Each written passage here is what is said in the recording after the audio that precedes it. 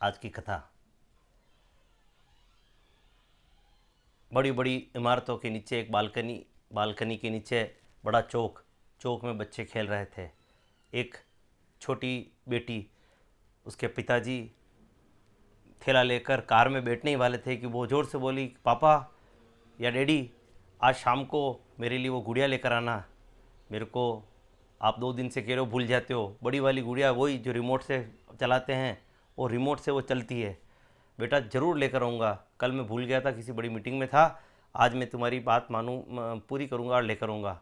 बिल्कुल आप भूलना मत पापा, वरना आज मैं आप नहीं लेकर आए तो वापस आपको भेजूँगी। हाँ हाँ चिंता मत करो, लेकर आऊँगा।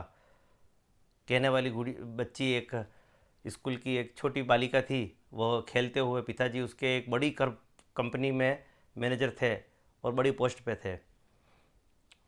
सोसाइटी एक संभ्रांत परिवारों की सोसाइटी थी, उसमें अधिकांश जो रहने वाले थे वो इसी प्रकार के परिवार थे, जो जिनके पिताजी बड़े उद्योगपति थे या बड़ी किसी कंपनी में पोस्ट पे थे। सब बच्चे मिलकर खेल रहे थे। कोई अपनी गाड़ी से खेल रहा था, कोई आपस में कोई खेल खेल रहे थे। नीचे ही कुछ वृद्ध बैठे बैठे उनको देख रहे थे, आपस में बातें कर रहे थे, चाय की चुस्कियाँ ले रहे थे। एक सुखद, एक समृद्ध एक सोसाइटी दिख रही थी। पिताजी वहाँ से निकले, तभी ज़ोर से धमाका हुआ। धमाका किसका? कोई पटाखा नहीं छूटा।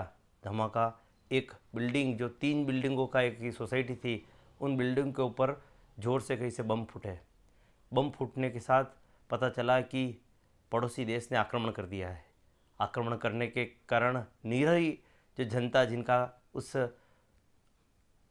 इस विवाद से, राजनीति से कोई लेना देना नहीं था, उनके ऊपर बम फोड़े गए और तीनों बिल्डिंग धराशायी होकर ताश के पत्तों के समान ज़मीन पर गिर गई। जो बच्चे वहाँ खेल रहे थे, उनकी हंसी, उनकी ठिठोली गूंज रही थी। वृद्ध बैठे थे वहाँ, ज़ोर ज़ोर से रोने की चित्कार, चिल्लाहट और मर्म स्पर्शीय करुण आवाज़ें सुनाई देने लगी।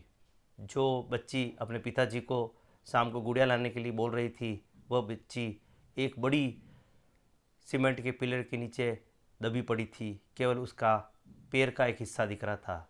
संभवतः वह यह दुनिया छोड़ चुकी थी। ऐसे कई लोग थे उस बिल्डिंग के नीचे दबे पड़े थे। कौन था ये? क्या हुआ? हम सब समझ ही सकते हैं। अभी टीवी पर वर्तमान में जो 2 देशों में युद्ध चल रहे हैं, ठीक यह कथा उन देशों में हमको देखने को कई जगह मिल रही है। इसी बीच टीवी पर खबर आती है, एक रिहायशी इलाकों पर गलती से सैनिकों ने बम बरसाए और इसके कारण सैकड़ों लोग मारे गए। पड़ोसी देश का सुल्तान, हम राष्ट्रपति तो नहीं कह सकते हैं, सुल्तान ही होते हैं, वो ऐसे आदेश देते हैं। उस सुल्तान अपनी डाइनिंग टेबल पर मीट, मांस और चिकन के कट लगाते हुए उस खबर को देख रहा था। मानो उसके चेहरे पर, उसके शरीर पर कुछ असर नहीं पड़ रहा था उन परिवारों के बिछड़ने का, और वह फ़ोन पर कोई किसी से बात करने लगा, संभवतः, और किसी बिल्डिंग को उड़ाने का आदेश दे रहा था। युद्ध समाज में बड़ी विभीषिका लेकर आती है। आज भारत के के मित्र देश ही है, हम बोल नहीं सकते, परंतु उसने जो कृत्य किए हैं, हम देख सकते हैं कि यूक्रेन की जो जनता है, उनके विचार कैसे भी हो, वो हमारे मित्र देश हो या नहीं हो, परंतु तटस्थ होकर हम देखें तो उन जनता को दो अपने राष्ट्राध्यक्षों के एक जुनून, एक उनकी सनक का शिकार होना पड़ रहा है। एक राष्ट्राध्यक्ष यूक्रेन का, जो अपनी ताकत को बढ़ चढ़कर आकरा था, पड़ोसी के भरोसे होकर उसने युद्ध शुरू किया, और एक अपनी ताकत के मंद, ताकत के नशे में चूर अपनी ताकत का दुरुपयोग कर रहा था। दोनों मुझे लगता है अपनी जगह पर गलत थे।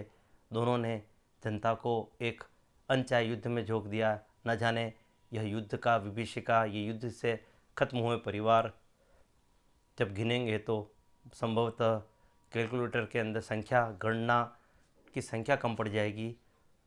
कितनी संपत्ति, कितनी संस्कृति का, कितने कला का नुकसान हुआ, इसका कोई आकलन करना मुश्किल है। अतः राष्ट्राध्यक्ष जिम्मेदार पद पर बैठे व्यक्ति को सोचना हर समय चाहिए कि आपके हाथ में ताकत तो है, पर उस ताकत का इस्तेमाल कैसे करें, यह आपको अक्ल होनी चाहिए। बस यही आज का संदेश है।